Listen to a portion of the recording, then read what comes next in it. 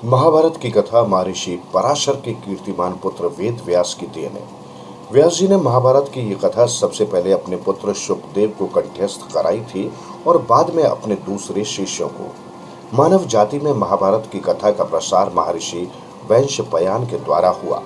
वैशंपायन व्यास जी के प्रमुख शिष्य थे।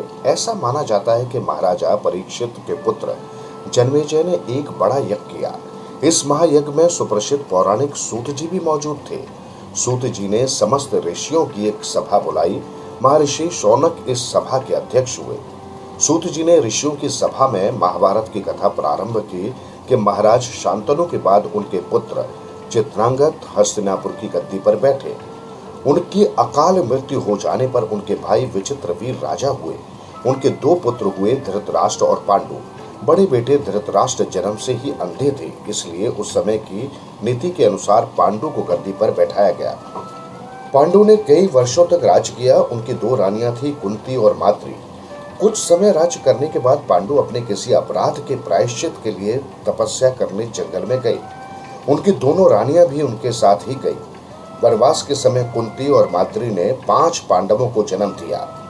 कुछ समय बाद पांडु की मृत्यु हो गई। 5 अनाथ बच्चों का वन के ऋषि मुनियों ने पालन पोषण किया और पढ़ाया लिखाया।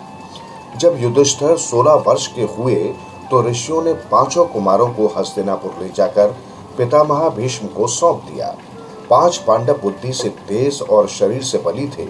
उनकी प्रखर बुद्धि और मधुर स्वभाव ने सबको मोह लिया था। ये देखकर धृतराष्ट्र के पुत्र कौरव उनसे जलने लगे और उन्होंने पांडवों को तरह तरह से कष्ट पहुंचाना शुरू किया। दिन पर दिन कौरवों और पांडवों के बीच वैर भाव बढ़ता गया।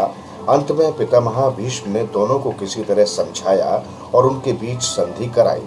भीष्म के आदेशानुसार कुरु राज्य के 2 हिस्से किए गए। कौरव हस्तिनापुर में ही राज करते रहे और पांडवों को एक अलग राज्य दे दिया गया, जो आगे चलकर इंद्रप्रस्थ के नाम से मशहूर हुआ। इस प्रकार कुछ दिन शांति रही। उन दिनों राजा लोगों में चौसर खेलने का आम रिवाज था। राज्य तक की बाजियां लगा दी जाती थीं। इस रिवाज के मुताबिक एक बार पांडवों और कौरवों ने चौपड़ खेला और कौरवों की तरफ से कुटिल शकुनी खेला। उसने युधिष्ठिर को हरा दिया। इसके फलस्वरूप पांडवों का राज्य छिन गया और उनको 13 वर्ष का वनवास भोगना पड़ा। उसमें एक शर्त यह भी थी कि 12 वर्ष के वनवास के बाद 1 वर्ष अज्ञातवास करना होगा। इसके बाद उनका राज्य उन्हें लौटा दिया जाएगा।